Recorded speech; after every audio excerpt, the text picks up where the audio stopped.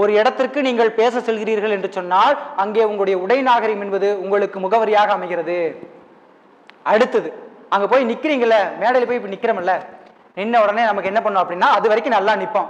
கொஞ்ச நேரம் ஆனதுக்கு அப்புறம் நம்ம அப்பதான் டிஸ்கோ சாங் போட்டிருப்பாங்க.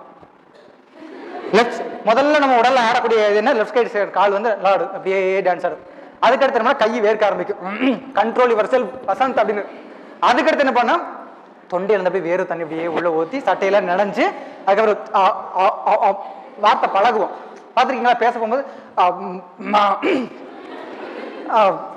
அங்கே போய் பழகிட்டு இருப்போம். அதுக்கு காரணம் என்னன்னா, அங்கே போய் நின்று சிரிப்பாங்களோ, நான் பேசிட்டு இருக்கும்போது ஒரு இடத்துல விட்டுட்டா என்னை இவங்க பார்த்து சிரிப்பாங்களோ, அப்படி சிரிச்சுட்டா இருக்கக்கூட சில விஷயம் கூட எனக்கு மறந்து போயிருமோன்ட்டு நீ உள்ளுக்குள்ள உன்னையே நினைச்சுக்குவ.